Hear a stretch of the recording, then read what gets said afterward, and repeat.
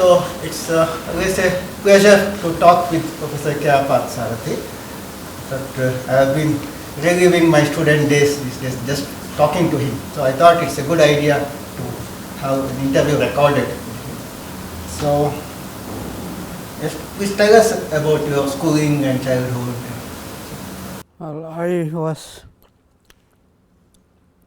studying the first 5 standards in Tanjavur, a town which is about 250 miles south of Chennai. But after completion of that, I was brought to Chennai and I was being looked after by my uncle and grandfather. And I studied in PSI school in Mylapore, Chennai. In those days it was called Madras. From 6th standard to my SSLC, I studied in PSI school. I completed my SSLC there, and we were living in a house just adjacent to the school. So were you interested in mathematics during childhood? Yeah, in the school we had 2 wonderful teachers, both of them named Narasimhacharya, and they were extraordinarily good teachers and they posed interesting problems in schools, in the school. And the senior Narasimhacharya who taught me in the 10th and the 11th standard,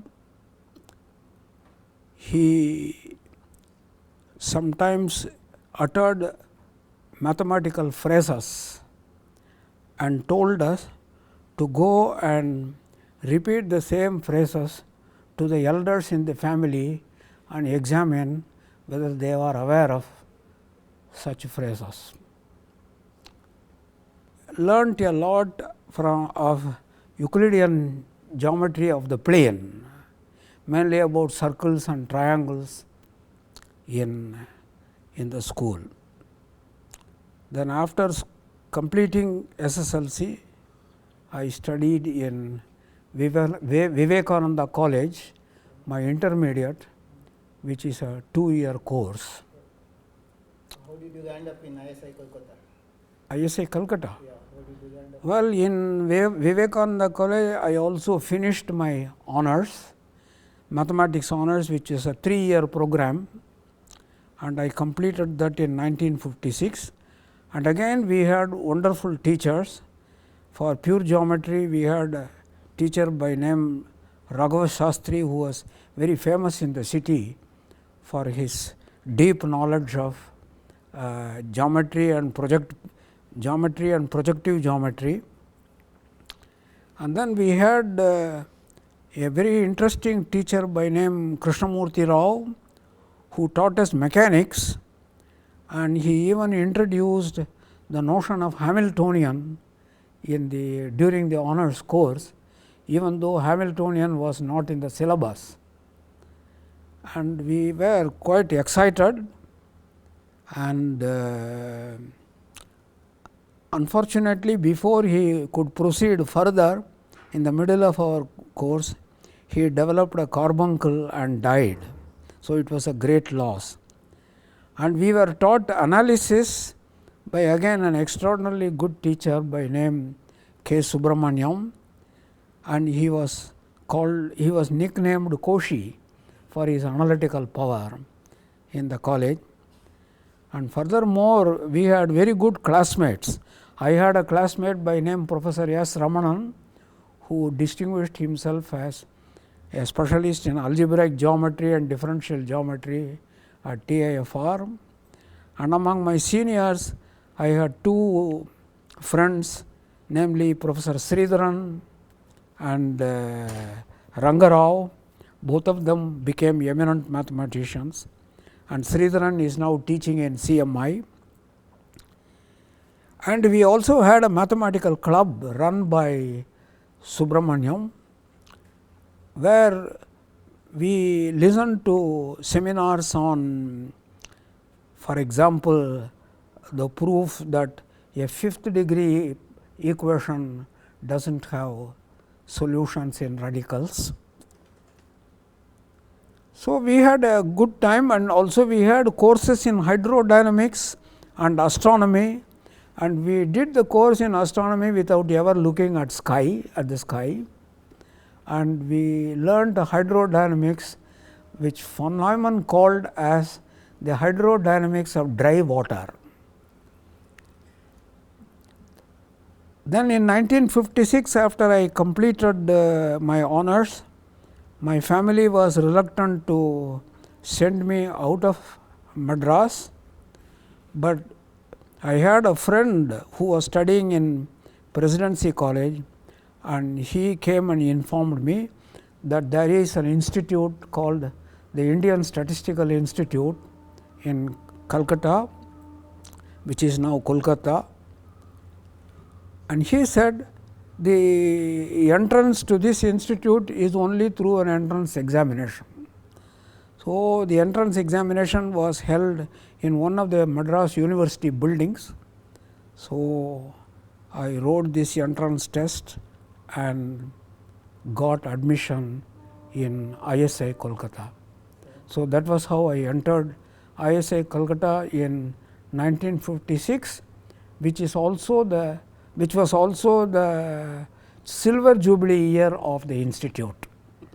How was your initial experience in ISI Kolkata?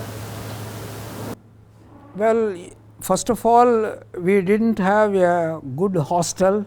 We all lived in sheds, and the sheds had asbestos roofs and bamboo partitions, but the surroundings were green and there were ponds in which we could swim every day and enjoy ourselves, but there was always problem of difficulty in getting clean water. Many students did fall sick, but for the first time when we attended our classes, we could listen to proofs of theorems proved by our own teachers. This was not so in our college. In the college, we thought all theorems came from Newton, Euler, Gauss and such people, but here there was a drastic change. Our own teachers had proved theorems and they had written books, and from these books themselves courses were taught, and so it was a completely different experience. Who were your teachers? My teachers were in the very first year, Professor CR Rao taught us elementary course in statistics, and R.G. Laha taught us a course on distribution theory. Debabrata Basu, he taught us elementary probability theory, and in the second year we were taught a course in inference and sequential analysis by Raghuraj Bahadur, and all these are famous names in the development of statistics and probability. Who were your friends in those days?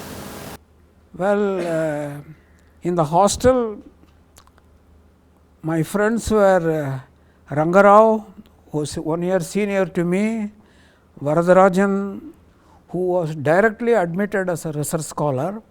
In fact, those who had done statistics honors, they were directly admitted for research, but those who had only mathematical background, they were admitted into a program called 3-year advanced statisticians professional training course. And in that course we had apart from teaching, we had examinations with unlimited time, and we were allowed to use our books and notes, and questions were written on a long blackboard, and there was no individual question papers distributed. We look at the questions and then write down the answers. Some problems involving numbers were written on the blackboard, and we used a hand calculator facet machine to make many matrix computations for computing regression and doing analysis of variance and such things. And in the exam hall, sometimes we sat down for 5 or 6 hours and wrote the exam, and we were supplied singada and tea regularly, and also water, but water we did not like very much because it was almost tasteless water. But there was no strict pass or fail, because questions were suddenly they were taken from research papers and given, and even if you made some little progress, we were given we were evaluated on the basis of that. So, that was the way the courses were, and we had a book grant. This was unheard of in our college, and in the book grant I bought for the first time the book on general topology by Kelly, and measure theory by P.R. Helmholtz, and mathematical methods of statistics by Kramer, and advanced statistical methods in biometric research by C.R. Rao. And apart from that, there were notes compiled by Jogabrata Roy, R.G. Laha, and Indra Mohan Chakravarti, and they were practical manuals which contained extraordinarily good problems, and I think they were published much later in the Wiley series by these teachers. So, we had a very good statistical education, but in the third year we were supposed to do projects. Then I took for my project what is called moments problem in probability theory. How do moments determine a probability distribution? Is there uniqueness and so on? And also I was very much attracted by a problem on convex sets, and even now I have great interest whenever I come across a convex set because of that particular program. That is, you are first given k moments, that make a positive definite sequence up to k, and consider all probability distributions with those first k moments fixed.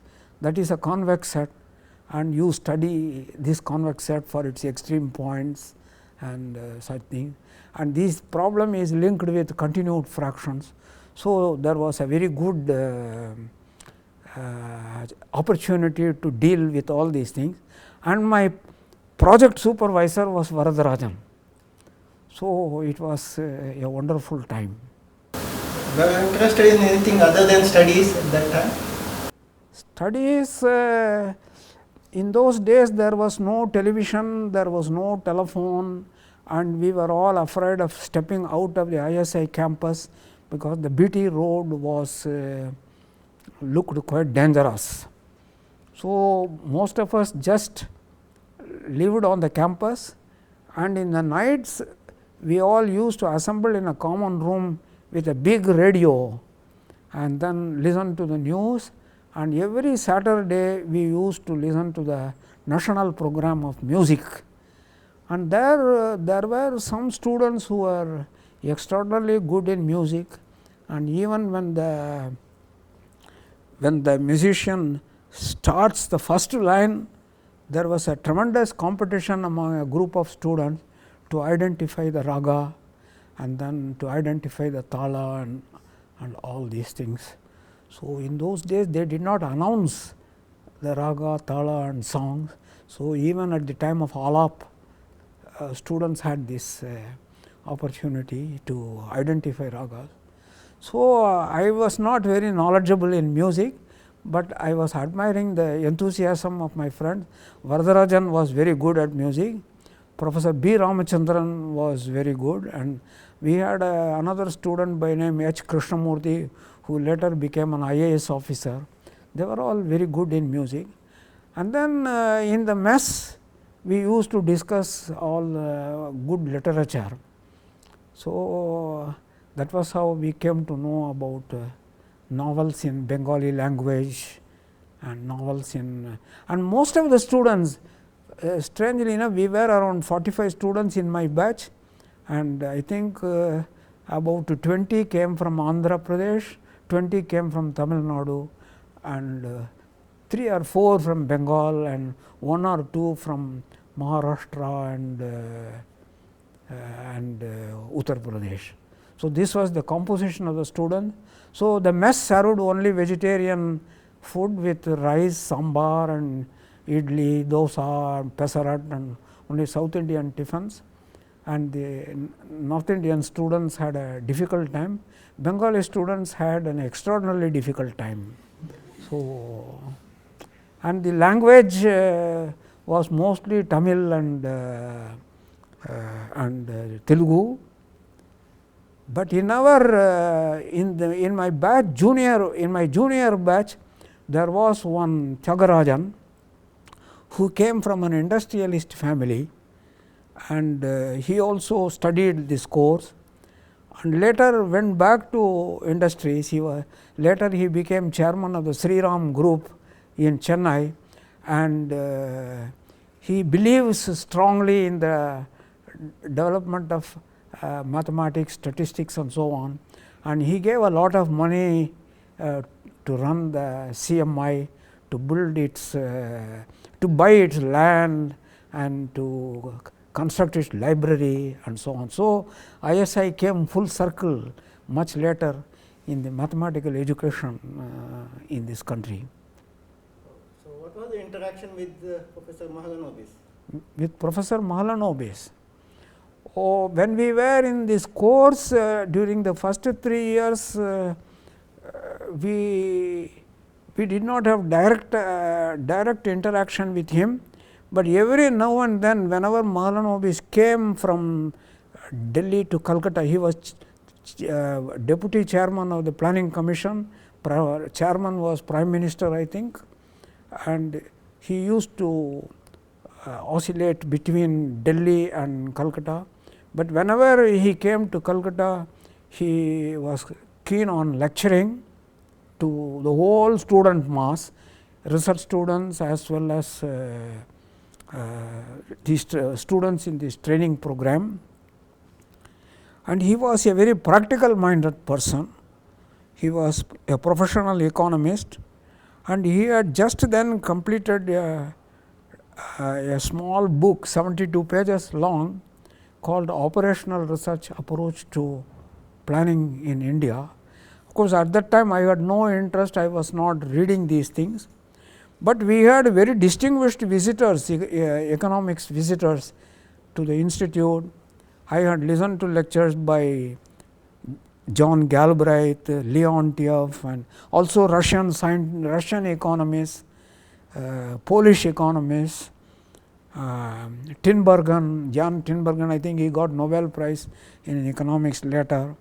So, we listened to many of these lectures, and Mahalanobis himself lectured to us on the efficacy of sample surveys and sampling design and so on. And we had students from China at that time, and our teachers also were sitting. C.R. Rao and Bahadur were also in the audience, and it was a big monologue from Mahalanobis. Every now and then he used to show his finger and ask particularly Professor Rao and Bahadur, do you follow, but they were keeping quiet. But my Chinese colleagues understand. That was how he used to interject in between. Then suddenly one day we had visitors from China, namely Chou En-lai and Chen Yi. Chou En-lai was Prime Minister of China, and Chen Yi was Defense Minister of China. We didn't understand why they were coming here.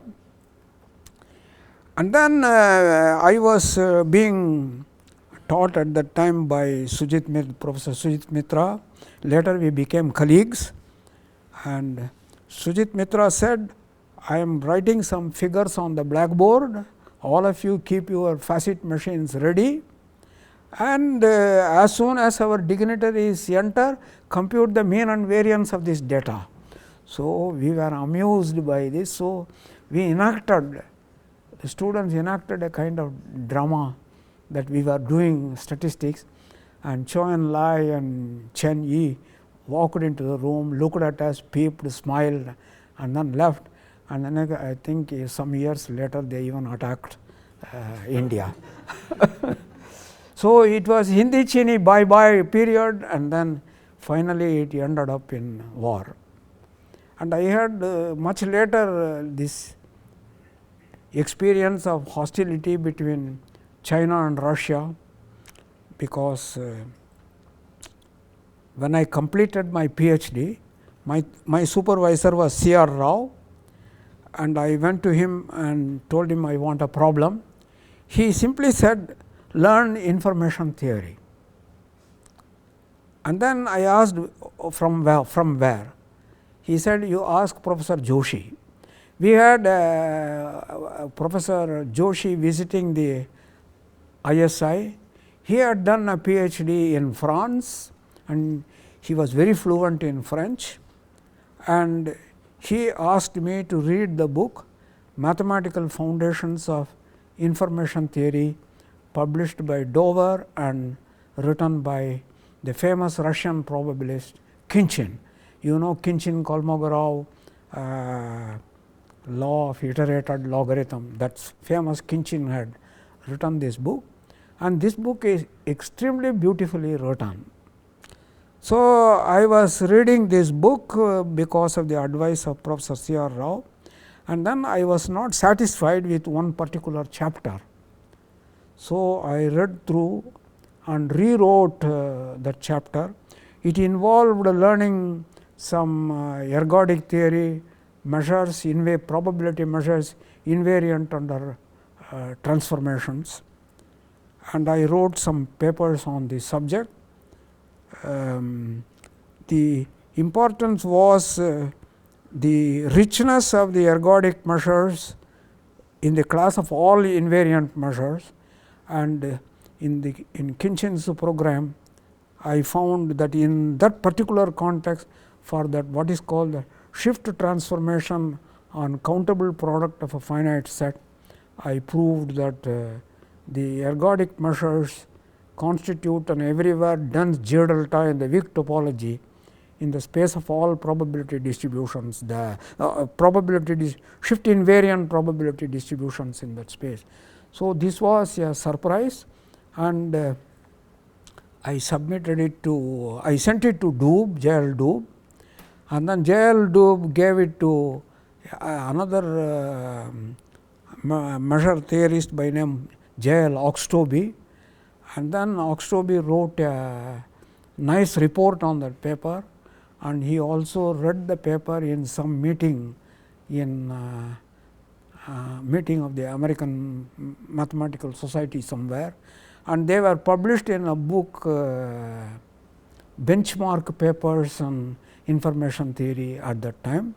So, when I showed Oxtoby's paper to C.R. Rao, in those days there were no regular scholarship. Whatever Dr. Rao decided, that was the scholarship. So, when I showed this report, he doubled my scholarship. So, this was the kind of administration we were working in at that time. But I think we were given good encouragement, and then meanwhile, Varadarajan in 1956, he proved Prokhorov's compactness theorem on his own. He gave a different proof, and he explained to us his different proof. And then he also proved Kolmogorov's consistency theorem. He derived from Rees representation theorem for the C of x, where x is a compact metric space. And he developed this to a very sophisticated level, and he submitted this paper to Mathematicheski Zbornik, a Russian journal, and the Russians translated Varadarajan's thesis into English language, so into Russian language, and published it in Russian. And later on I retranslated into English, and that was published by American Mathematical Society Translations. So it had an amusing journey from English to Russian to English back. The original English was not published, is it? Huh? The original English version didn't get published. No, the original manuscript, it could not be traced. Varadarajan went to Princeton, and I think he didn't take care of the original typed version. In those days, they were all cyclostyled on rice paper. There was no photocopying machines or anything. I don't know what happened. Varadarajan asked me to translate into English. So, on the basis of my translation, he edited it and then gave it to the AMS, because AMS wanted to translate it. So, it is included in AMS translations. It is a very important paper. Even now, it is in great use. What made you go abroad? He went to Princeton. He went to Princeton. He was sent there to a statistician by name Samuel Wilkes. But by that time, Varadarajan had already decided to somehow get out of this probability and measure, and he wanted to enlarge his knowledge. So, he met Harishchandra and he met George Mackey. It was George Mackey who told him, if you want to learn more about representation, go and learn the formidable techniques of Harishchandra on Lie algebras.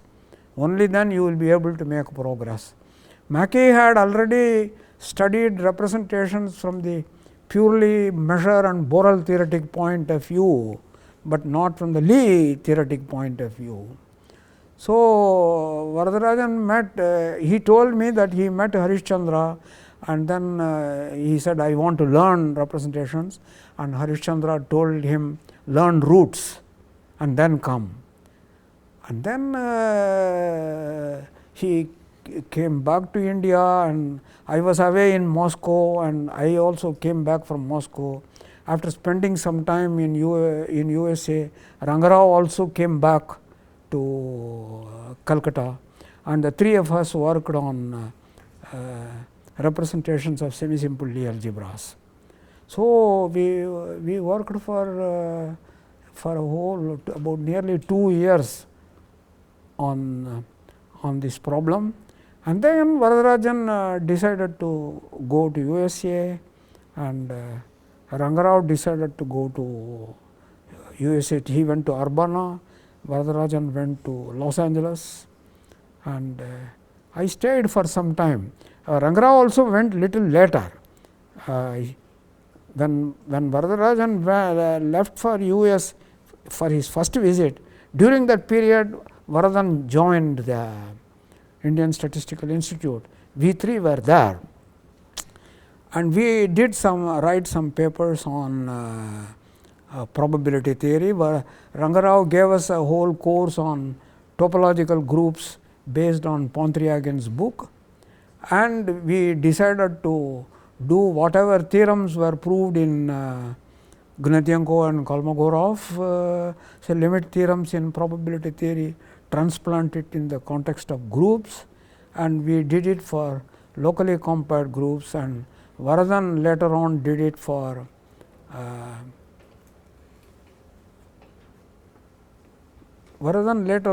completed the program for Hilbert space, and that was the first thesis on that subject in infinite dimensional, that is the Levi-Khinchin theory for an infinite dimensional vector space, where he got the Levi-Khinchin representation theorem, because the Fourier transform is not a good technique in Hilbert space, in infinite dimensional space. So, he used the technique of concentration functions and wrote his thesis on this subject. Then Rangarao and myself, we left. I went to Moscow, Rangarao went to US, and then Varadarajan came back to Calcutta. Varadarajan and Varadan had a short period together, and they began working on the representations of SL2C and SL3C. And Varadarajan had written about all this in a volume dedicated to, in a volume honoring Varadan and Strook on their 60th birthday. You can find these historical details there. So Varadarajan left. Varadarajan came back and then worked with Varadan. Then Varadan left for Courant Institute. I think he left in 1963, and in 1963 I came back. Then Varadarajan, Rangarao and myself, we were together in Calcutta, and we embarked on this complex semi-simple Lie algebras and the representation. We first read, Varadarajan gave a whole course on this famous thesis of famous paper of Harishchandra on the universal enveloping algebra of Lie algebras, which was published in the 1951 Transactions. Towards the end of his stay in ISI, Varadarajan also gave a full course on mathematical foundations of quantum mechanics based on the Chicago lecture notes of George Mackey. It is from that course I picked up the foundations of quantum mechanics. Then we all separated. So, what made you go to Moscow? What made you? To go to Moscow. Who suggested that you go to Moscow, to Russia? Oh, to Moscow. Yeah. What happened was, I think in February 1962, there was a convocation being thought of, and Dr. Rao asked us, whom shall we invite from USSR? Then Varadan and myself were there. Rangarao had already left. We told Dr. Rao we would like to see Kolmogorov. Then CR Rao said, no problem, we will get him. Then I think he put a word to Mahalanobis, and Mahalanobis put the right word in the at the right time in the USSR Academy of Sciences, and Kolmogorov agreed to come, but he wrote back saying that he can come only by boat, he cannot fly.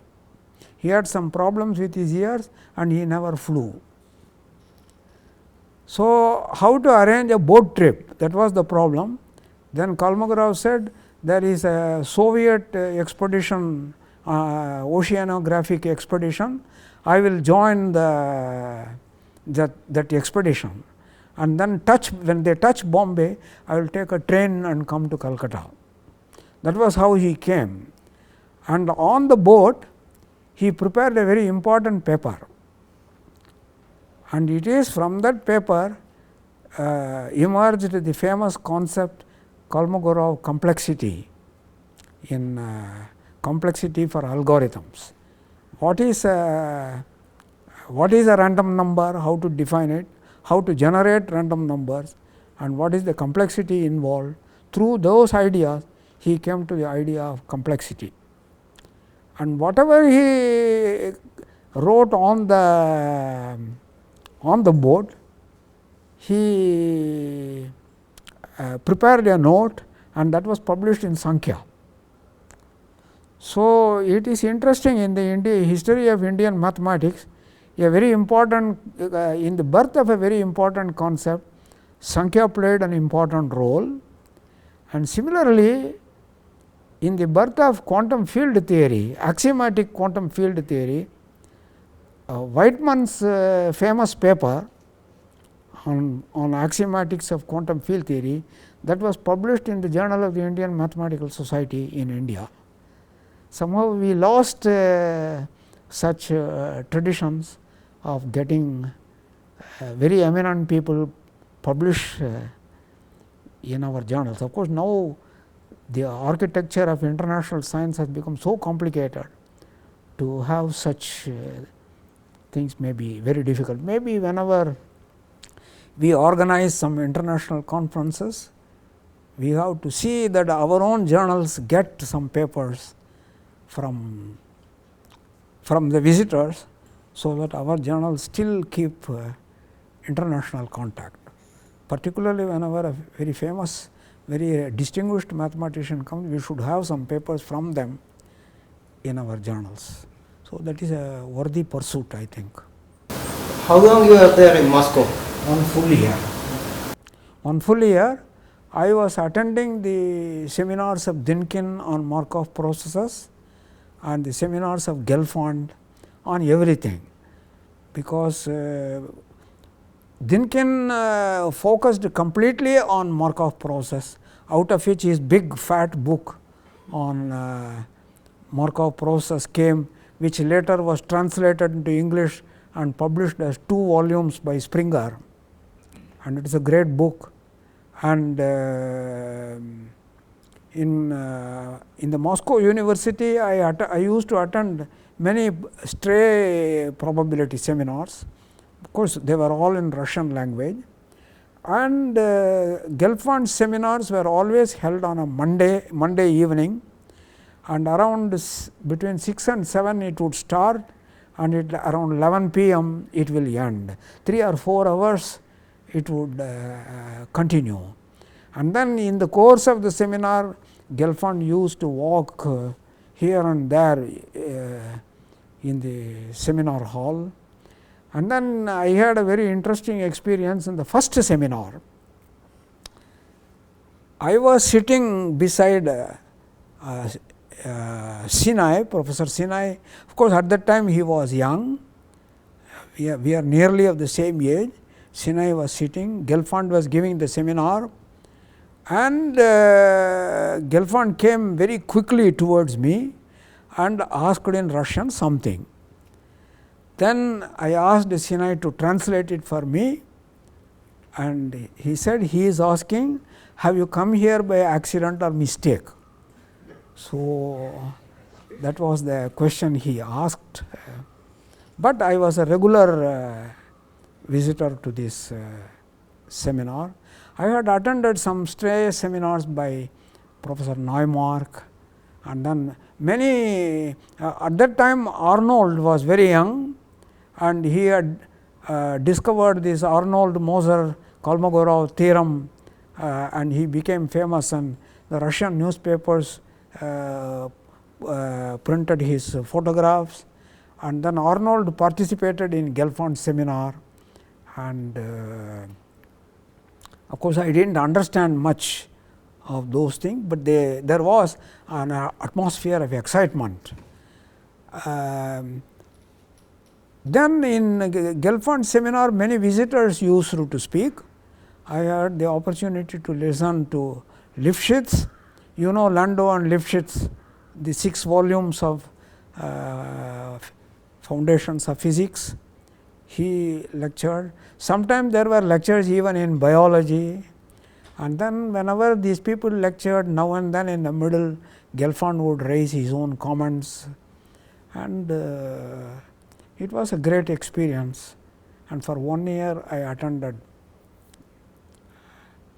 these seminars. And then Gelfand and Neumark had a long paper about more than nearly 250 pages long in Russian on representations of classical groups.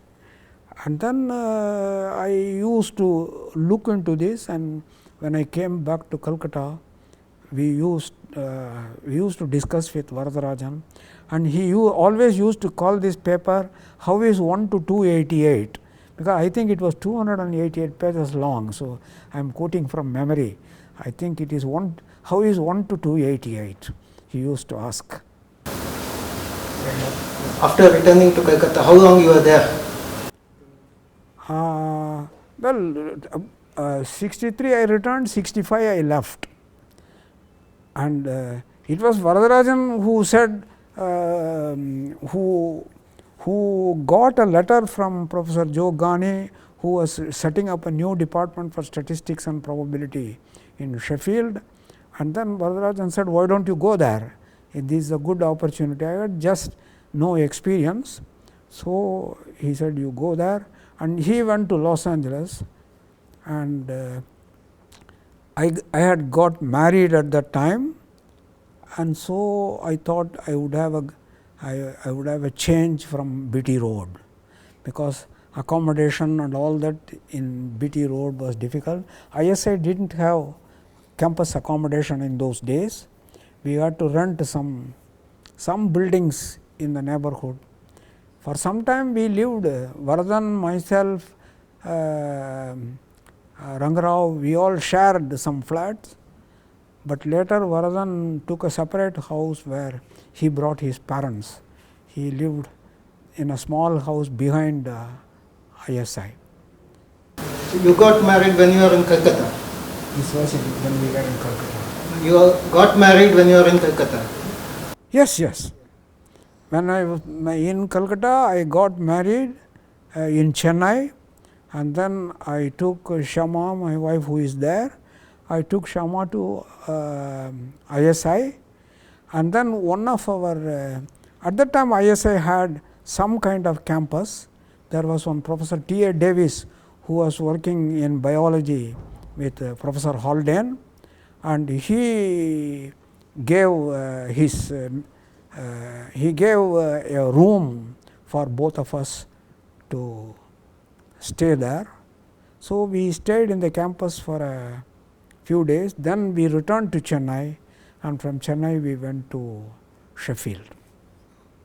Then as soon as I went to Sheffield, I gave a course again on whatever work Rangarao, Vardhan and myself we had done, and I had also polished that work to some extent. In fact, I wrote an article with Professor Sazonov improving some of the results there, and then after a while giving the course mainly for PhD students. At that time I wrote notes on the subject, and then we had a visitor from the US by name Professor Lukács, and Lukács came to my office and he saw my, at that time Xeroxing facility did not exist even in Sheffield. There were no computers or Xeroxing facility. I think it was some other reproduction facility there, and I had kept one copy on my table, and Lukács came. Lukács was an author of a book on characteristic functions. He looked at my notes, and then he said, I am editor of a series run by the academic press. Can I have these notes for publication in that by that press? That was how in 1967 the book Probability Measures in Metric Spaces appeared in Sheffield. Then after this book was completed, I think in after about 1.5 years in Sheffield, I moved to Manchester, because in Manchester a professorship was available, and there was Professor Ghani organized what is called Manchester Sheffield School of Probabilists. So, these two were connected and they were neighboring cities in UK, and he said, you apply for a professorship. He wanted to retain me in England, because I was almost about to accept a position in Cornell at that time. Then he said, no, don't go, we will create a we will offer a professorship here, and so Manchester had a vacancy, and then he arranged very quickly an interview at Manchester, and I became a professor in Manchester.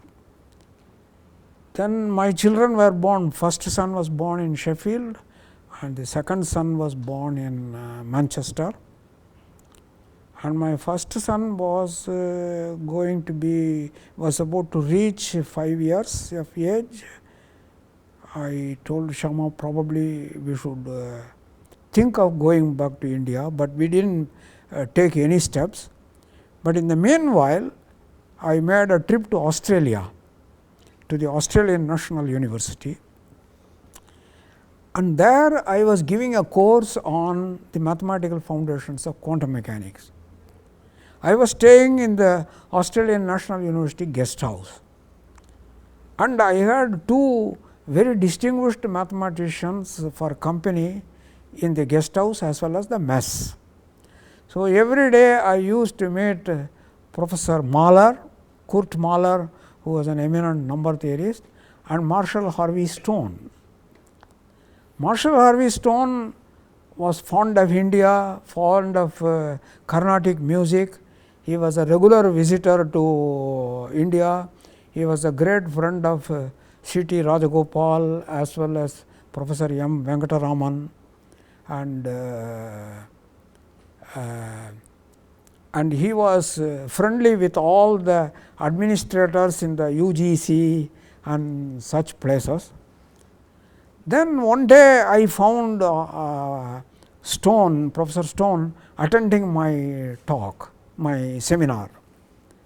Then when everything was over, next day morning at breakfast, he asked, suppose I arrange for a position for you in India, how would you take it?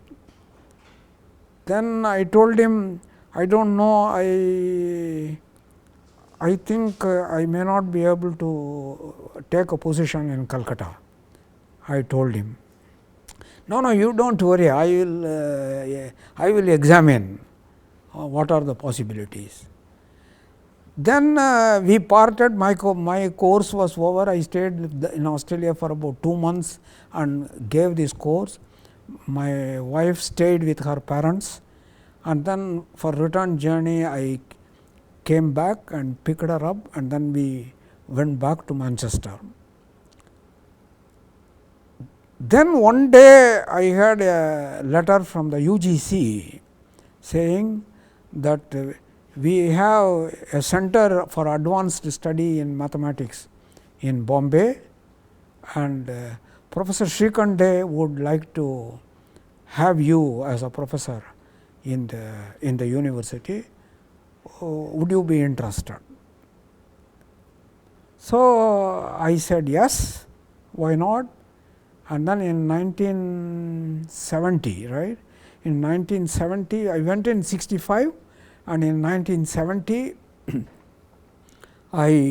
can I have some water?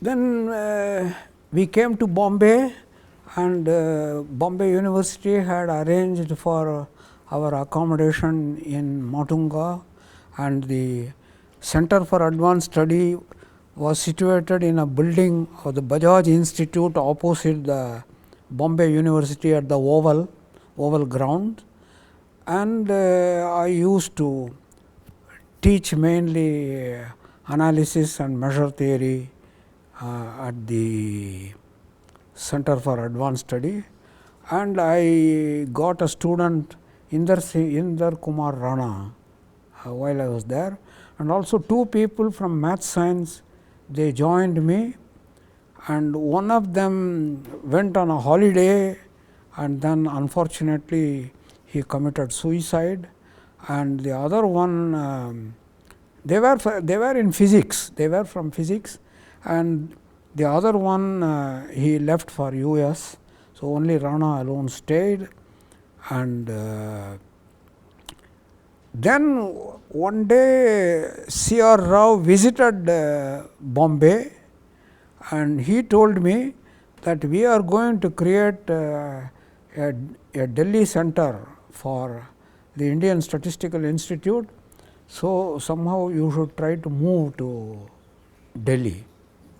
So 3 years I had spent in Bombay, and in 1973 CR Rao arranged for a position for me in IIT Delhi, and before that I went to IIT Delhi and looked at the grounds, and it was very spacious. I thought it will make a very good playground for my children. So without any hesitation I accepted and moved to IIT Delhi, And just opposite IIT Delhi in a building, C.R. Rao himself was living.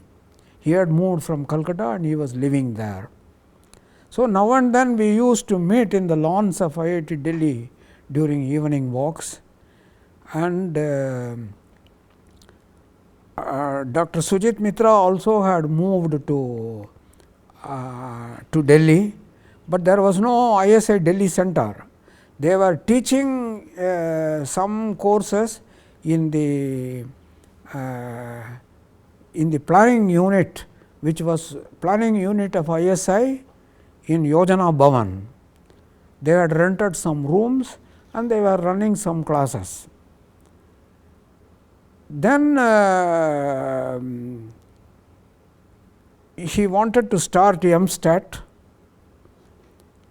and I used to go from IIT to Yojana Bhavan by a van in the evening and take a course in probability theory in Yojana Bhavan. Meanwhile, in our present campus of ISI Delhi Center, they had just the first floor of the hostel, and there they had set up some meager administration and one block of classrooms. So, we started teaching the MStat courses in ISI, within the ISI campus.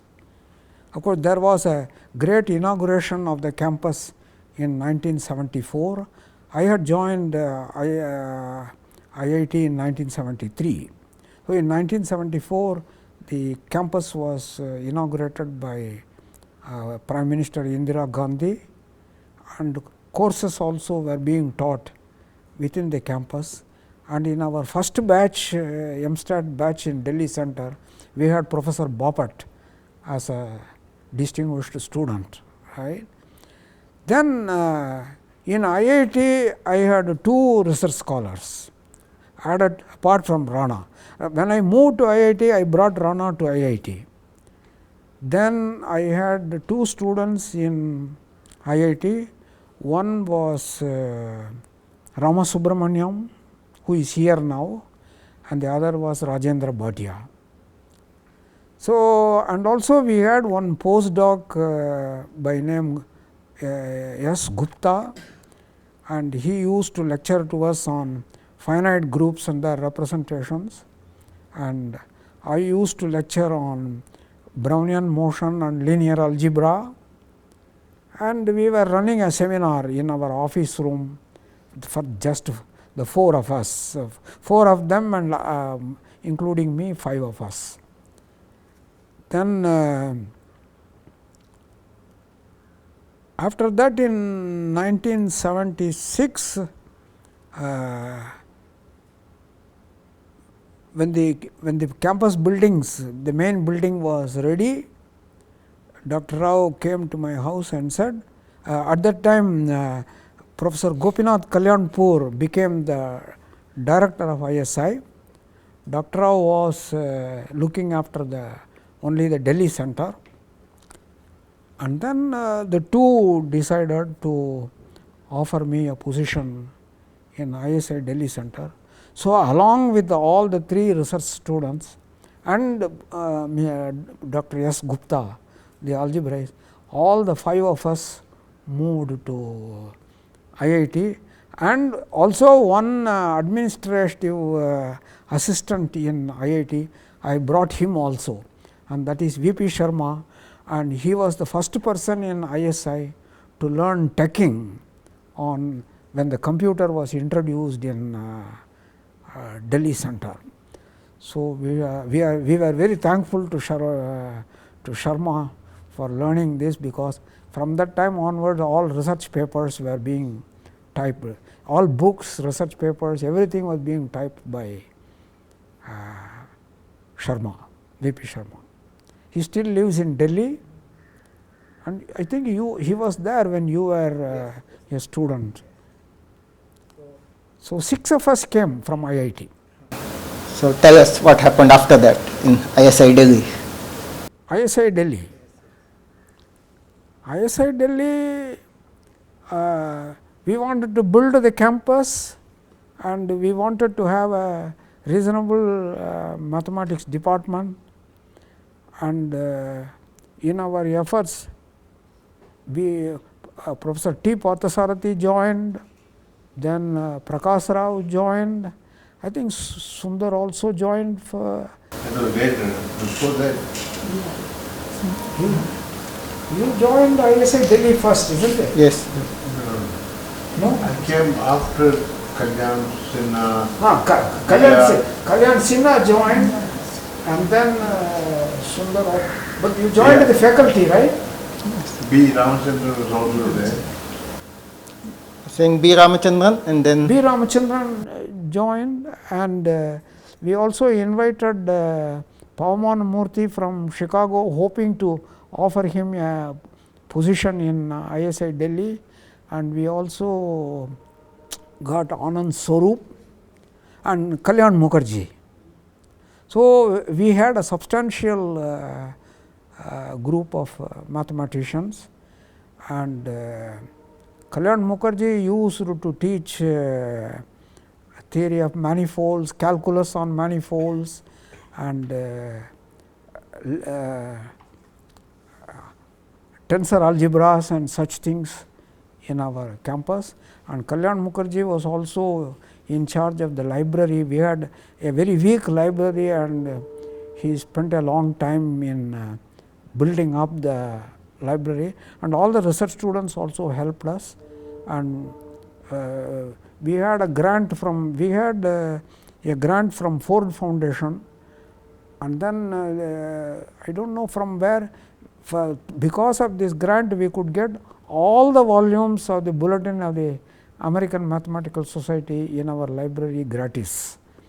So, we had a strong group, and in ISI Delhi all these three people, Rana, Ramasubramaniam and Bhatia, completed their thesis, and Kalyan Mukherjee gave a very crucial idea for completing Bhatia's thesis by using exterior products for computing Jacobians for matrix maps, and it played a very important role there. Varadan visited us, and Varadan had a talk with Ramasubramaniam, and he suggested a problem, and his thesis was exactly on that problem, recurrence of diffusions. And Rana had worked on Pompeiu's problem, and he wrote a thesis, and I think all of them went abroad, spent some time here and there, and Natkarni offered a position for Rajendra Bhatia, and he worked for some time in Bombay. And finally, when new centers of ISI were created, Ramasubramaniam joined here after spending some time with Ravi Bhattacharya in US, and Rajendra Bhatia spent a year in Berkeley and then came back and then joined ISI Delhi, and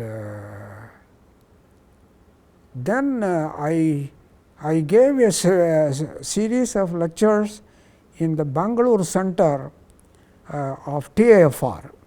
At that time, Professor K.G. Ramanathan was the head.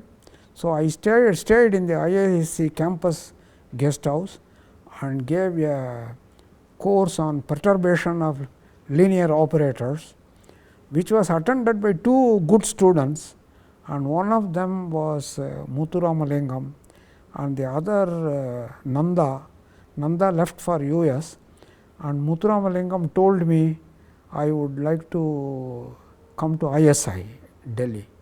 So, I brought along with me Muthu to ISI Delhi, and then MD Srinivas in Madras University sent his student Krishna. So, Krishna, Muthu, Kalyan Sinha and I, we ran a regular seminar on quantum mechanics and perturbation of linear operators, and I gave Kalyan Sinha a strong course on the theory of Brownian motion and also the general probability theory in general. And then already I had written some articles with Professor Hudson, and then I came, I used to go visit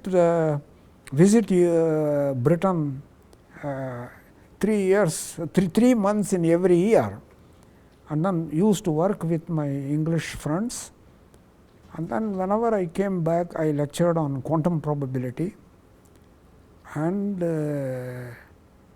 Kalyan and I wrote many articles together. It is during that period, during MSTAT, we introduced quantum probability theory in the MSTAT program itself. And you, Anilesh Mohari, Debashish Goswami, and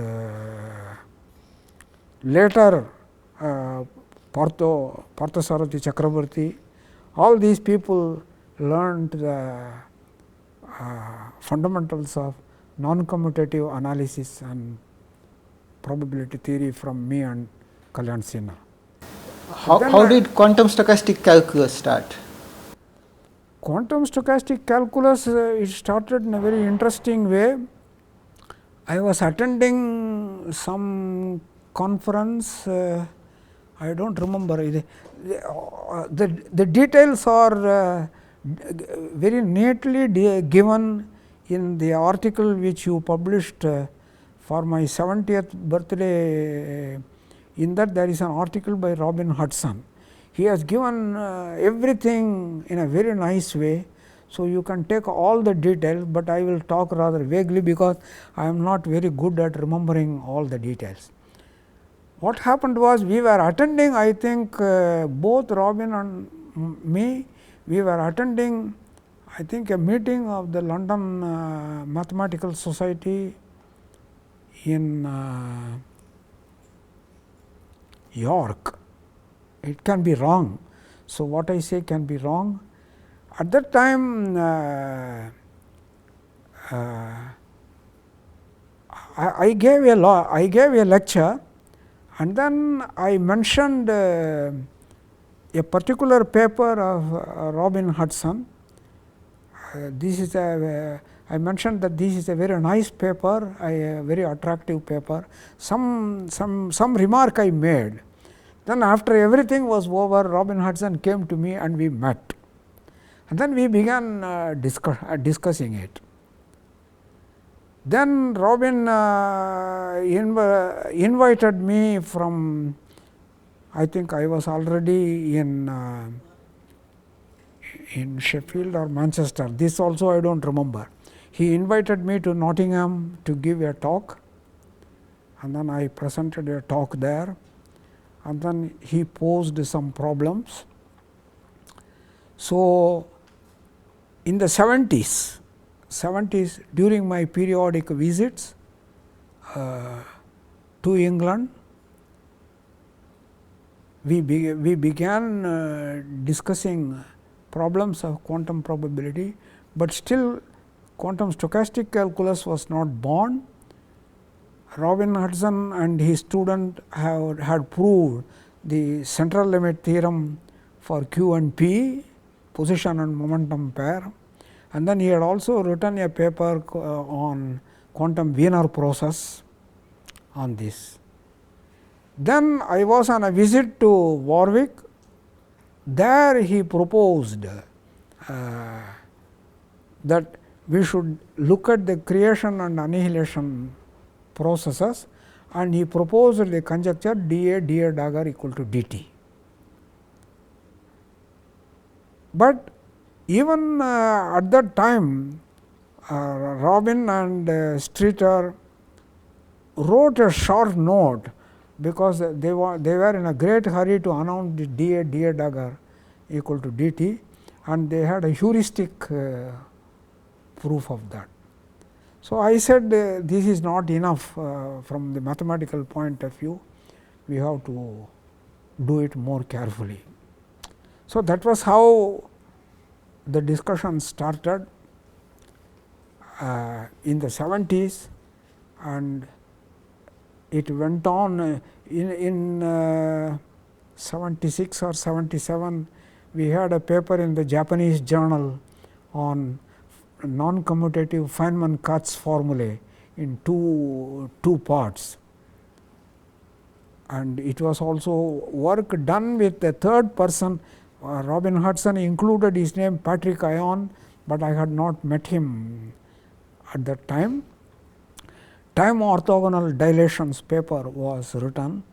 It was written, Robin invited me to Nottingham, and I stayed with him in his house, and then we wrote this article. Then in the 80s, there was again an operator algebra conference in Warwick, where people like Takasaki and Hoshikawa, all these people were there, and during that period we were also there. I stayed in the Warwick guest house,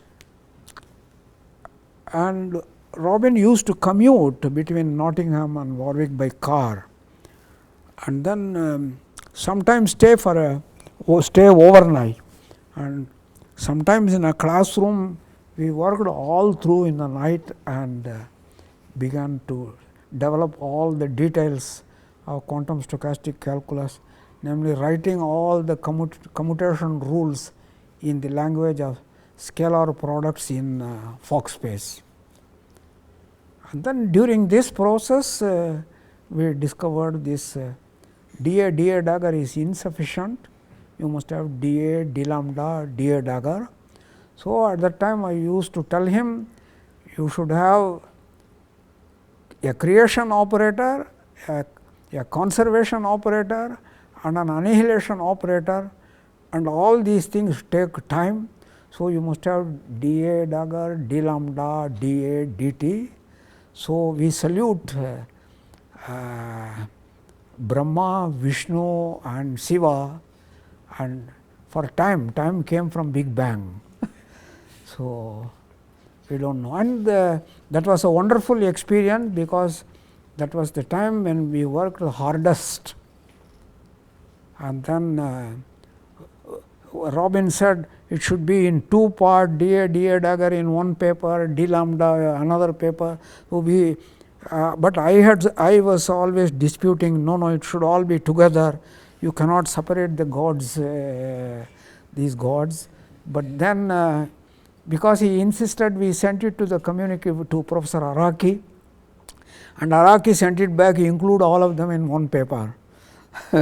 So, we rewrote everything, and finally it got published in 1984. That was how that formula was born, and then Quantum Ito formula. Huh? Quantum Ito formula.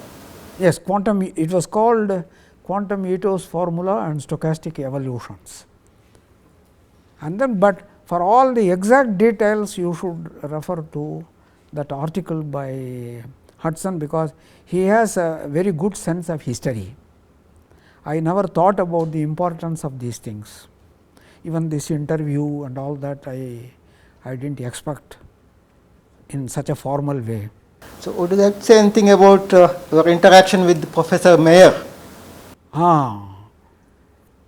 That happened this way. I think Mayer visited India, at least visited Delhi on, I think, 3 occasions. I do not know, 3 or 2 occasions.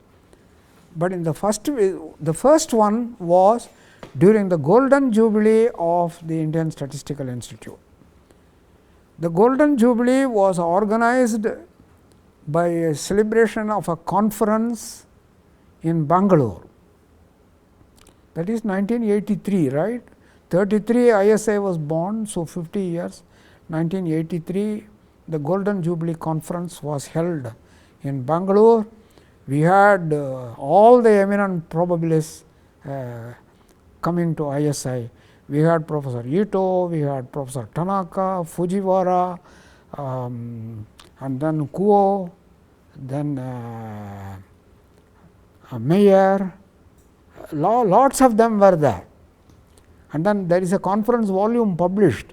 So, if you look into that conference volume, you will find all the names. Then Robin Hudson gave a lecture entitled Quantum Diffusions. Then I also gave a lecture, I think I gave the talk, it was a joint paper with Kalyan Sinha on, if I remember correctly, either I think Trotter-Kato, random Trotter-Kato product formula, or I may be confused. If I look at that volume, I would know, or something we wrote together also on Feynman integrals. So, I can be inaccurate in these things, but we presented that paper. Then of course, at that time the 1984 paper was not published. I think the conference was in 83, but Mayer was impressed by this introducing the role of creation and annihilation operators. So, after the conference was over, Professor Ito, Tanaka and Mayer and Kuo, they all came to Delhi. Then Mayer came to my office and Mayer told me, now I want a change. So, in Strasbourg, I am going to start a seminar on the elements of quantum probability. So, in Strasbourg, he started a seminar called Éléments de probabilité quantique. And then a series of papers appeared by many authors, appeared in this, many of them expository accounts also appeared in the Strasbourg seminars. Meanwhile, the 1984 paper had also appeared, and then Maassen discovered his kernel approach to quantum probability for first quantum stochastic calculus. And then from then onwards, I used to visit, whenever I went to Europe, I always made a visit to Strasbourg. And then in Strasbourg, I used to give a seminar, long seminars, and it was there I talked about Schurmann's work, introduced the phrase Schumann triple and those things, and many of them have appeared in the Strasbourg seminars. I forgot to mention one very important fact in the history of quantum probability. Professor Accardi of University of Rome organized a conference in quantum probability in Villa Mondragone, and there I was invited. I had not met Accardi before, I was just invited. I went there, and for the same conference Professor M.D. Srinivas also was invited, and we were waiting with our luggage on the platform for that particular train which was proceeding from Rome to Frascati. And I didn't, at that time I had not met, no, I had probably met Srinivas before. Anyway, we recognized each other. Of course, there were only 2 Indians there. So, we travelled together to Frascati, which is a famous place for wines, and we were put up in some hotels, and a conference was held in a large hall of a villa of the Pope.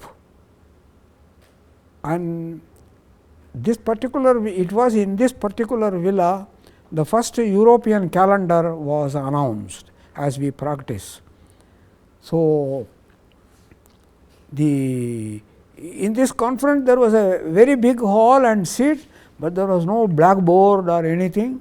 There was only a white screen, and I had not got accustomed to facing the situation without a blackboard. So, I spent all night writing my transparencies, the whole lecture, and I presented a talk on quantum diffusion. And Accardi later visited Delhi, and he asked me to teach him the proof of Mackey's impermittivity theorem. So, it was in Delhi in my office. I gave him a course on impermittivity theorem and its role in quantum mechanics, how you derive all the observables, fundamental observables of quantum theory from impermittivity theorem. So, Accardi took a liking to these things, and so every QP quantum probability conference I began to attend. I was attending all the conferences till 2006, and in 2006 I had a heart attack, and also I developed acute glaucoma. Then I decided not to go out at all. So when did you meet Professor Waldenfels?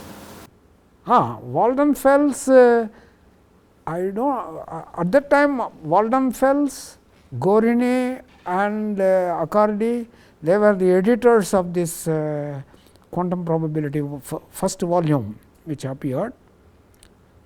I think Waldenfels attended there also, but Waldenfels invited me to Heidelberg, and then we became good friends. And then I went to their home, and then I spent a full month in Heidelberg lecturing on this subject. At that time, Michael Schurman was Waldenfels' student. I even told, remember having told Schurman that you should try to prove the Levi-Khinchin theorem for infinitely divisible states on a half algebra. So, and I think he wrote, he and Skyday, I think they all finally wrote up this, they developed this subject. So, I made a casual remark on this Levi-Khinchin for half algebras. And collaboration with Martin Lindsay. Martin Lindsay and David Applebaum were students of Robin Hudson. So, whenever I went to Britain, I visited Nottingham University under different schemes like Commonwealth professorship and British Council professorship and so on. I visited. I used to help Martin and Applebaum when they were doing their PhD. We had many free discussions, and that was how I came to know these two people, and we had many dinners and lunches together, and also many beers in local pubs. So, recently you are interested in quantum information theory. So, quantum information theory, you see, as I told you before, my career itself started with information theory by reading Khinchin's book, and whatever I wrote, I first sent it to Wolfowitz, and Wolfowitz said, this is a completely wrong idea of information theory. Khinchin was not at all, did not have the correct approach, and then he returned the papers to me. Then I sent the same papers to Doob, and then Doob said, oh, it looks fine, I will put it in my journal. So, fortunately, Doob published them in 2 successive issues of the Illinois Journal of Mathematics. And then there was a summer school in Calcutta on information theory in 1961, and in that summer school, Vardhan, Shrikande and myself and Kesav Menon, all the 4 of us were present, and we had a good time. Vardhan gave a course on Markov process, that is his subject even today, and I gave a course on information theory, and I wrote cyclostyled notes. And these cyclostyled notes attained some popularity. There were even offers to convert it into a book. But then because of the very strong influence of Varadarajan, I had shelved the whole thing. Then what happened was, in 1998, I visited Berlin to attend the International Congress. In the Zurich Congress 1994, I presented my work on quantum stochastic calculus. And in 1998, I went there in an official capacity. I was member of some IMU executive committee, something like that. Professor Mumford was the chairman and I was a member. So, I went to Berlin and had the opportunity to attend the International Congress. There, Peter Shor got the Nevanlinna Prize for his work on an algorithm, a polynomial time algorithm for factorizing an integer into its prime factors by using a quantum computer. So, I attended that lecture. I did not understand much, but I just jotted down the key phrases. Then after coming to Delhi, I took those papers and then began reading, and then I first presented some of the ideas on quantum computation in Calcutta. During some visits, I gave some lectures in Calcutta. Then in Delhi, I gave one seminar. But then what happened was somehow the news spread that something in quantum computing is going on, and I think some people in TIFR took interest in this subject because they have a department for computer science.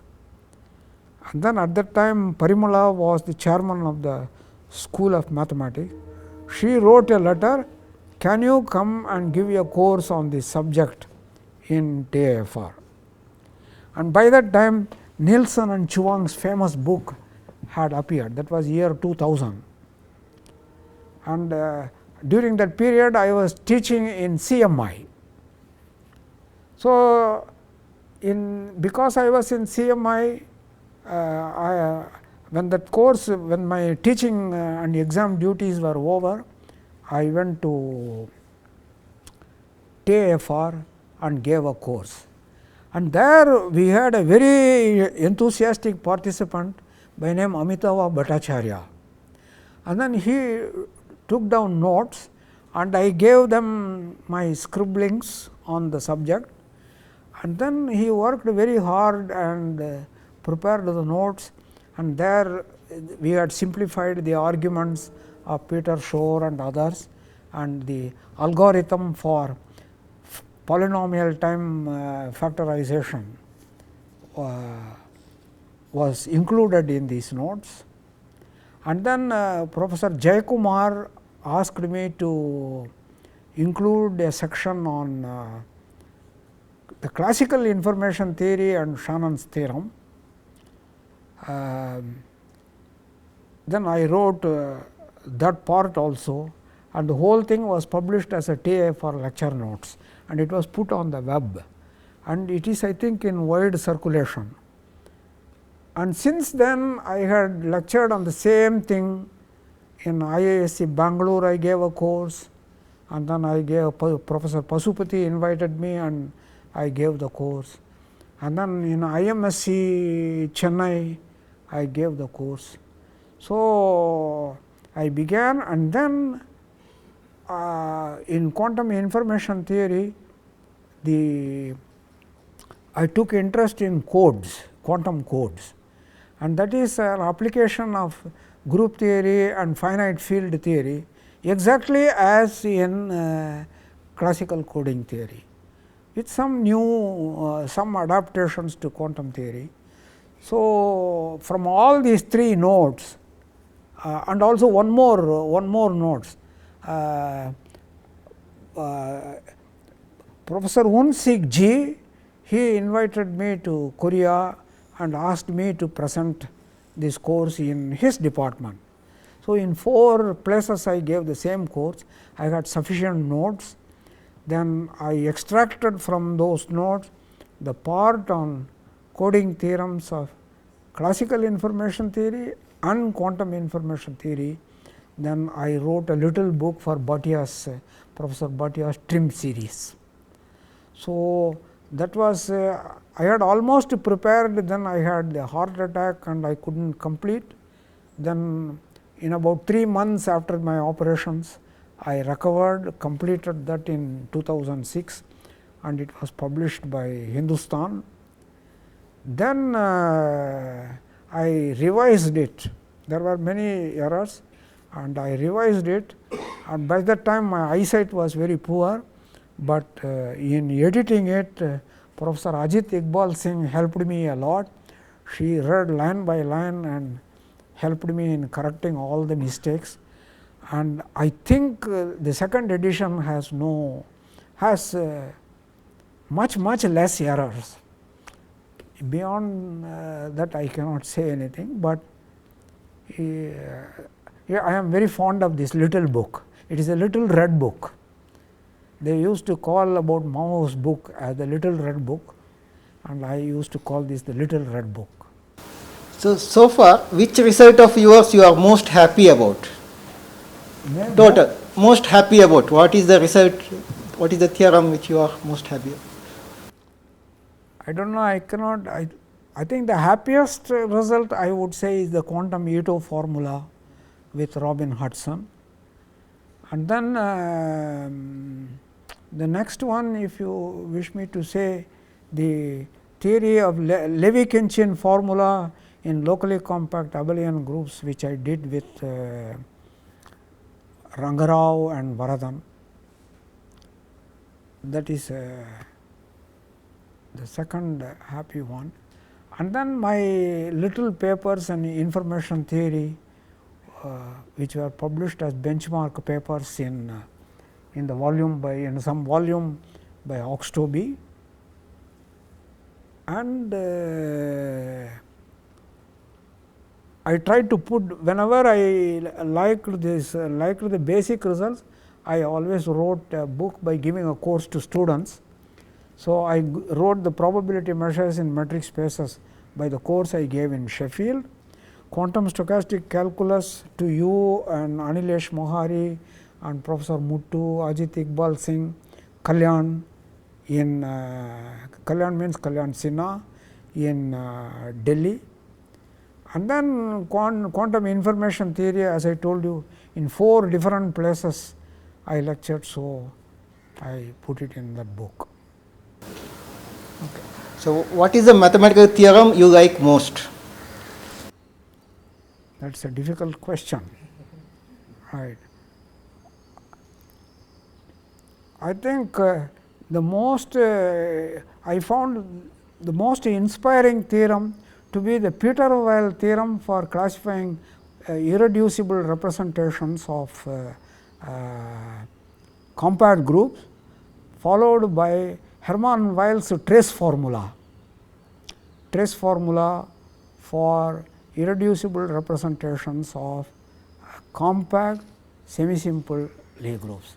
I think that is the most beautiful formula, the Weyl's trace formula, but later on you can see the beauty of this in Harishchandra's trace formula, but now I have more or less forgotten most of these proofs. But Peter-Weyl theorem is very simple, that is why you can always, you will never, once you learn it, you will never forget it. Okay, so what is your opinion about mathematics research scene now in India? Well, these are things about which I can't say. I don't have much familiarity, because now it is highly diversified and my knowledge is in a very narrow domain.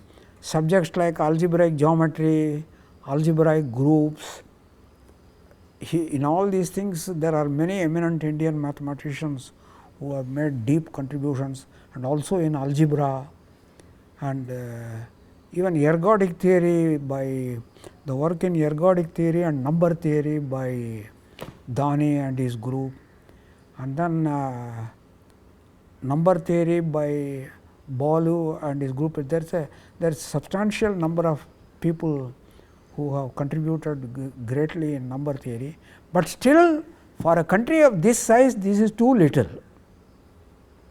This is definitely too little. In we should have at least 100 number theories, 100 probabilities, everything you have, but we cannot think of such names. 100 analysts or 100 operator algebra specialists. Like that we have to think. How to do all that, only the younger generation would know. Yeah, so what is your message to the students here? So what is your message to the students here?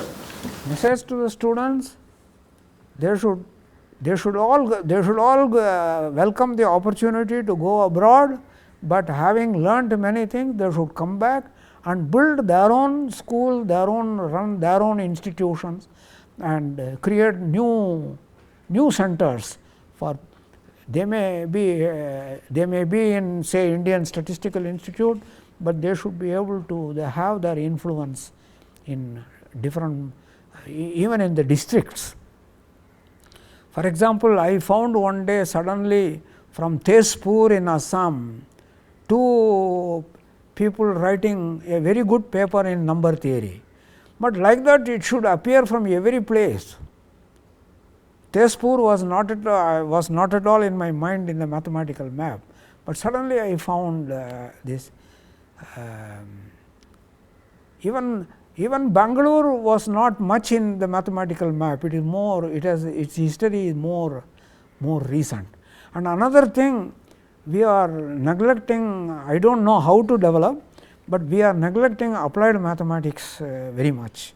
I think we should have good schools in applied mathematics and mathematical physics. In this area, where what I mean is rigorous mathematical physics, partial differential equation. In these subjects, we have very few experts. For example, how does one run a seminar on the books by Harmander on linear partial differential operators? Books like that. On that there are no, you don't find a place where seminar is being run. So, similarly, differential equations on manifolds or general relativity and mathematics. For example, quantum theory, quantum gravity. Here lots of new mathematics are coming out, and we seem to be out of touch. But some physicists have some intuitive approach to these problems, but on the other hand, rigorous mathematics also has its own role in these subjects. So, how to do all this, because when you think in such a large size at this age, I cannot offer very good suggestions, but everyone should run a seminar. Even if they have only 2 or 3 people, it does not matter. Every student who has completed his PhD should start his own seminar, because I remember still in 1956 at the Silver Jubilee meeting, we met, as I told you in the morning, Professor Bogolubov, and then in ISI in 1956 there was no mathematics, there was no probability theory even. Of course, Professor Kalyanpur was there, but he went off very quickly, and 55-56 during that period Norbert Wiener came to Calcutta. Norbert Wiener, Pesi Masani and Gopinath Kalyanpur, they worked together, and then Masani and Wiener published a very important paper on the prediction of multivariate stationary process in the Acta Mathematica, a long paper. But all of them ran away. Masani ran away and Kalyanpur also ran away. They did not try to establish something here. But in this case, in ISI, I think Varadarajan played a very important role in teaching at least 3 or 4 of us by going to US and coming back. And for example, his seminars on, I can never forget in my life his seminars on the spectral theory of operators in Hilbert space including the non-separable Hilbert space, Rochlin-Plessner approach to spectral theorem, and then his course on mathematical foundations of quantum theory, which resulted in his book Geometry of Quantum Theory, but unfortunately, it does not refer to these old ISI notes. There is a lot of things common to these notes on that book, but he does not refer to it anywhere. I do not know why. And then lastly, his lectures on semi-simple D algebras. Complex, he wrote one ISI notes called complex semi-simple D algebras. Now, like that, you imagine a situation where every PhD, every student who completes a PhD in a major institute runs a seminar and writes 3 notes. Imagine how the influence will spread. That is very important, and all being done here. But to gather knowledge, to improve yourself, you can go abroad, but you should come back and develop. In the early days of TAFR, notes were being produced, but suddenly that culture completely died. In fact, I learned a lot of analysis from the old TAFR notes by Raghavan Narasimhan. It is a very powerful notes. Okay. So, my final question. So what is mathematics? It is a way of thinking logically about any phenomenon. How to make axioms for describing any phenomenon. For example, I had watched Professor Kolmogorov thinking about the brain. How do you model a brain? And it is in a process like that he arrived at the notion of complexity of algorithm. So, mind performs all the time an algorithm to do something in mathematics. So, what is that process? So, I think I would describe mathematics as a logical approach in describing any phenomenon. I want to say add one more thing. I think this question which you put, I think once Varadarajan put to Harishchandra, and I think Harishchandra said there is something called inner reality and external reality.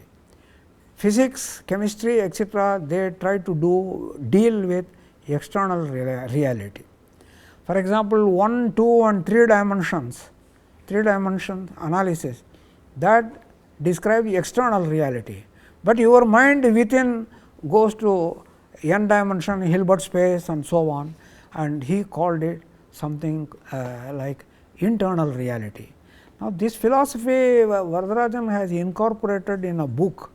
I do not he wrote it for Springer, and he has dealt with these themes in the course of his life. So, if you read it more, you will get a deeper understanding, because he had interaction with a much deeper mathematician. No, I just thought one name was conspicuous by its absence. You didn't talk about Klaus Schmidt. When was your interaction with him? My interaction with Klaus Schmidt played a very important role in the evolution of quantum stochastic calculus. What happened was, I was teaching in Manchester. Klaus Schmidt had written a thesis on number theory under Professor Lofka, HLAWKA in Vienna, and one fine morning he wrote to me that he would like to come to Manchester and work with me. And then there was another Austrian by name Carl Zygmunt. He also wrote to me that he would like to come to Manchester and work with me. So, both of them visited Manchester. Carl Zygmunt worked in ergodic theory, but then soon he left. Then he applied probability, ergodic theory and all that in biological models. But Klaus Schmidt stayed with me, and I was running a seminar on quantum mechanics in Manchester, a regular seminar. Every week I used to lecture, and Klaus Schmidt and Roger Plyman, they were the main participants, and Plyman students. Then one day Professor Streeter, Ray Streeter of Bedford College, he invited me to London to give a seminar on infinitely divisible distributions. So, I went to Bedford and gave a talk there, and then Streeter told me that Araki had dealt with infinitely divisible positive definite functions. That is what their famous paper Araki Woods embedding theorem, that contains the gist of this. I think and then he mentioned, and he is a physicist, and he gave a heuristic account of these things. Then I came to Manchester. So, from positive definite functions. Now, there is a book by Gnatyenko and Kolmogorov on limit theorems for sums of independent random variables.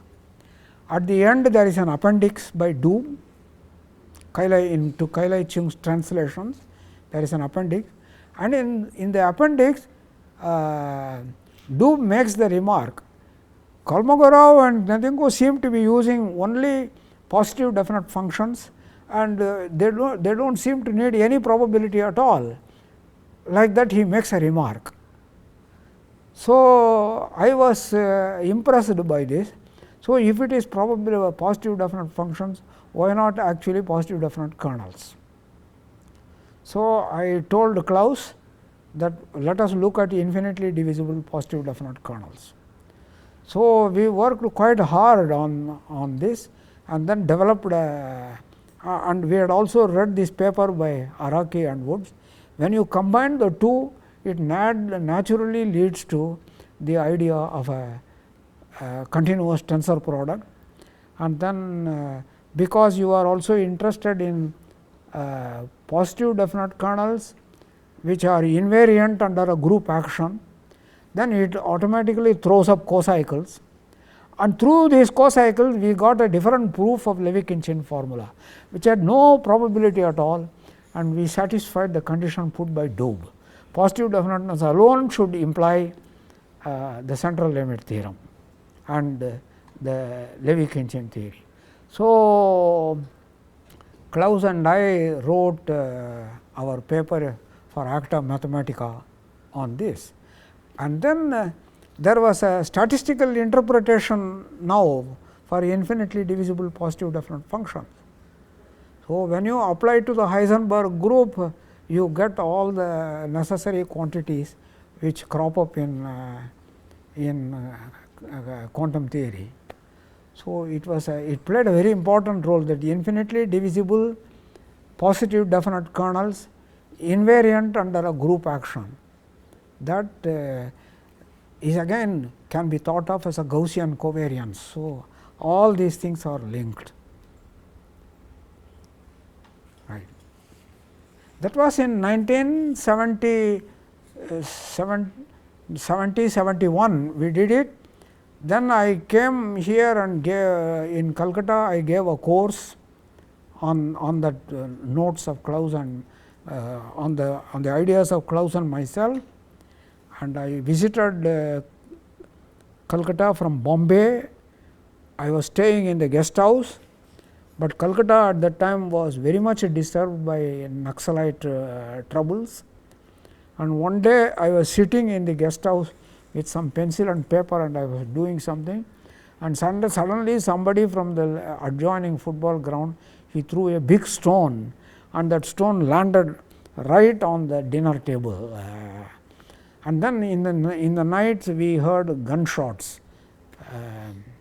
So, it was at that time it was Nadkarni who was there, and he was the regular participant in that seminar, and Nadkarni also was interested in impermittivity theorem, and that led him to his paper with Matthew and somebody else in the Acta Mathematica. Cocycle, because the cocycles, ergodic theory, continuous tensor product, They are all closely linked. What do you want me to tell? He is my husband. Yes. And I take care of his needs. Took care of children. Now I am taking only care of you. How systematic is it in mathematics? Well, you all know how systematic he is. So there is nothing more to add to it. Of course, he has married mathematics first. That is what. It was very strange initially for me because I come from a different background, no academicians in the family. Then, of course, somebody has to change the ways. He was not going to change to my ways. So I changed and adopted. And of course, it was strange for me initially because after coming from the office, from the university, he used to again work. That never happened in our family. They leave the office and then they forget that. So that was strange for me, and the country was strange for me because I went to England. So slowly I got adapted to both. Then I started enjoying also because he was deeply interested in classical literature and also Carnatic music, which I am still interested, and so he encouraged me. That is one reason why we came back to India, so that I could learn more. And also when we were in England, I used to travel to many places with him whenever the time permitted, even after coming to India. So he used to take me to different museums, and that is how I was interested in real art, started enjoying and exposed to the paintings of the great masters. So in that way, he has indirectly encouraged me in everything, even in learning music after the children were born and coming back to India also. But it was difficult to find time, that was the only thing. That's it. He's a good man as a husband, that I should say. Children got interested in mathematics? Second son, he is still interested. They usually discuss also very much, but he is more physics oriented, and he is an electrical engineer. The first one, he is not interested in mathematics, but he used to come when he was in the school days to learn difficult questions to pass in the school exams. Nobody seems to be interested in serious mathematics. But I slowly started liking mathematics, not the theorems, because wherever I go, I hear all his colleagues, students, and all these people discussing mathematics. And after some time, I started enjoying also without understanding anything, like exposing to a different kind of music. Even though you don't understand the music, you start enjoying. Because I think there is something very nice in that. That is why all these people are so seriously engaged, and there is a different kind of mind. And then I used to draw also, take pictures and then sketch. And it's Klaus Schmidt whom he was mentioning. When he came to Warwick and they were discussing hours together, and I didn't know what to do. Then I got some clay modeling clay. And with that, he had big beard and so on. I did it, and he's still keeping it in his home. So indirectly, he has encouraged me in art. Any story or any anecdote, something happened? Yeah. Kalmogorov, when we went to that international congress in what was the time, 19? In Moscow, 66. At that time, he told the greatest probabilist and so on. I was trying to talk to him in English, but he knew only French. So I took pictures. That's all. Did you have any favorite time for working, like early Favorite morning? time? Yeah, like early morning or late night. Such Yeah, kind of I normally get up very early in the morning. Even here, every day, I get up at 5:30 a.m. and then start working. So, all my books, whenever I was writing them, I prepared the draft only early in the morning. In the night, I was not so good. So, whenever I was working only with myself, I preferred early morning, then in the office with my students and colleagues. What drives you to do research at this age also? Huh? What drives you to do research at this age also? It's almost Well, 25 years. the only activity I know is mathematical activity. Other activities I don't know, because this is the only activity on which I can concentrate. And I like to teach. At this age I cannot to prove anything new and great, but I like to understand what is going on, and then with the help of students, and nowadays things are much faster, because there are more people working all over the world and everything is instantly available. You can download, you have archive, and from the archive you go and see every day there is something new, even in your own limited area. But there the young people are smart, and I ask them to bring the titles and then to ask them to show the title, and if I like any of them, I ask them to give me a printed copy. At the moment, Rita Brata Sengupta is with me and he helps me with all this, and as soon as we see a good paper, we run a seminar for the two of us in ISI Delhi. This we have just started, and it is connected very much with the theme on which I have been lecturing here.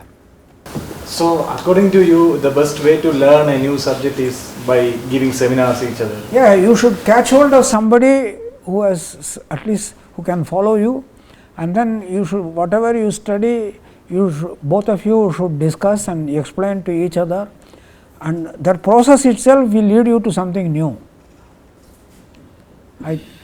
As far as possible, I don't know, the late Professor Gelfand used to say, read the theorem but not their proofs. You try to construct the proof, but that may be too difficult for us. So, every day learn at least one new lemma, and then try to tell somebody about this lemma, and then while doing and discussing, I think something new will always crop up. Because that is how everything is born, new ideas are born. Time, utilization of time is the final, then it is more interesting. Studying by oneself is boring, but if you are 4 people and then you discuss with each other and then go together for tea and also discuss again, then life is more interesting then.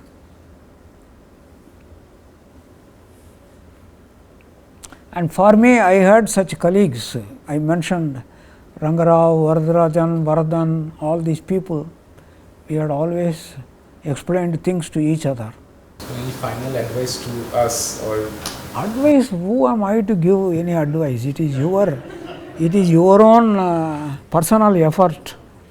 How much time you invest, how you study, how you interact. But if you have some specific problem, I can also try to think along with you. If it is in my subject, then for each subject, in an institute like this, you have got very good teachers.